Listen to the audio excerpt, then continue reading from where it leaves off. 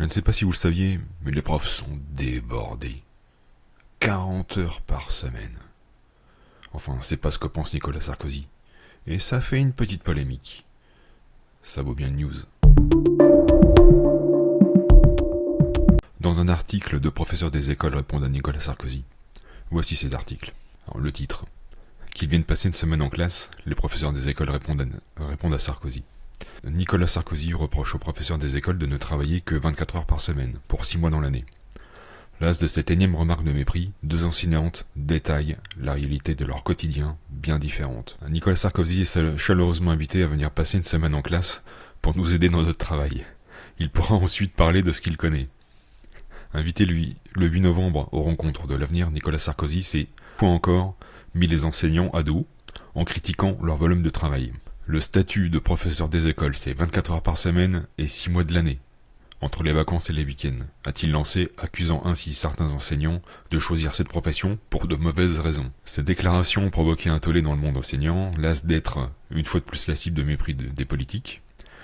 Dans un fil sur X, une jeune enseignante s'est prise au jeu de l'ancien président de la République. Ironiquement, elle expose le quotidien qui serait le sien si elle se contentait de ses 24 heures. Des classes pas rangées, des cours pas préparés, pas de correction, pas de réunion avec les parents, pas de projet éducatif, pas de conseil de classe, pas de sortie, pas de formation. Rien d'autre que le temps passé devant les élèves, qui se contenteront de mon improvisation, conclut-elle. Ah bon, alors déjà là, des classes pas rangées, oui, ça prend un temps fou, c'est chiant. Des cours pas préparés. Alors, je sais pas pour vous, mais moi, ça m'est arrivé de redoubler. Et j'ai eu exactement les mêmes cours. Alors que l'enseignant qui commence sa première année et des cours à préparer, oui, pourquoi pas. Mais d'année en année, les programmes changent pas tant que ça. Et les cours à préparer, c'est toujours un peu les mêmes. Je crois que on ne réinvente pas les choses. Hein. On n'invente pas la roue dans l'enseignement. On reste sur les mêmes thèmes tout le temps. Les choses qu'on a à apprendre, c'est toujours les mêmes. 1 plus 1, ça fera toujours 2. Pas de correction, pas de réunion avec les parents.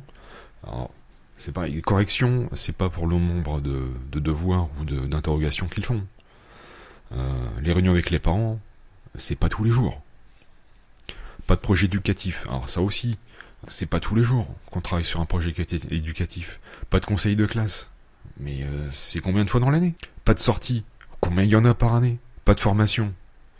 Heureusement qu'ils sont formés, vu le niveau, mais poursuivons la lecture. Plutôt 40 heures par semaine que 24.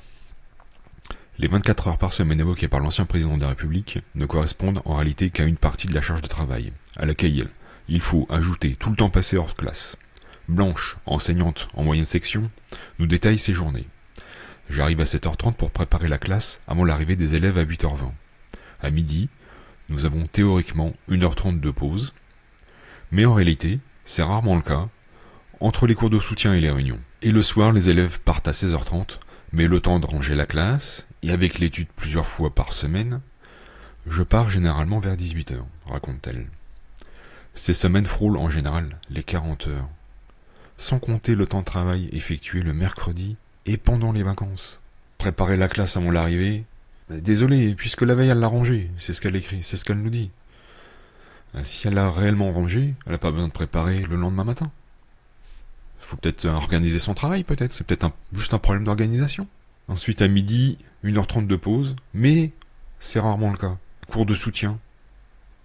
Mais que fait le syndicat des élèves? On fait travailler les enfants pendant la pause méridienne. Ah mais non, c'est vrai, il n'y a pas de syndicat pour les enfants. Mais non, mais c'est pas sérieux.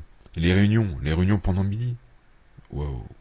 L'administration a bien changé. Et le soir, le temps de ranger la classe. Alors, si elle est rangée le soir, la préparation du matin, enfin bon, à un moment, il faut savoir ce qu'on dit. L'étude plusieurs fois par semaine. Alors, plusieurs fois par semaine, ça veut pas dire tous les jours. Elle part généralement vers 18h. En 1h30, je sais pas ce qu'elle fait vraiment. Enfin bref, c'est pas très cohérent. Mais poursuivons. Du travail hors classe les week-ends et pendant les vacances. Car si le mercredi est off pour les élèves, les parents, les professeurs doivent régulièrement assister aux concertations et aux formations obligatoires. Pour Blanche, ce jour sert surtout à préparer la semaine d'après pour avoir le week-end tranquille. Ceux qui ont des enfants et qui ont pris le mercredi doit prendre ce temps sur leur week-end ou leur soirée. L'un des points les plus polémiques des déclarations de Nicolas Sarkozy concerne les vacances des enseignants. Certes, le calendrier scolaire officiel impose aux enseignants d'être en classe entre 180 et 184 jours par an, correspondant plus ou moins à 6 mois si l'on suppose que les professeurs travaillent 7 jours sur 7, mais en jours ouvrés, en excluant les week-ends et les jours fériés, on arrive plutôt à 8 mois par an. Le reste de l'année correspond effectivement à une plage conséquente de congés, 16 semaines au total, pendant lesquelles toutefois s'effectue une partie importante de leur travail, telle que la préparation des cours et la correction des copies. Pour Blanche, les choses sont simples. Si ces faits étaient avérés, tout le monde ferait ce métier.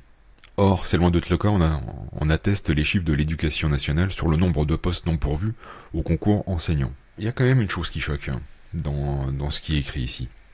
Nicolas Sarkozy, qu'il ait raison ou tort, donne 2 chiffres.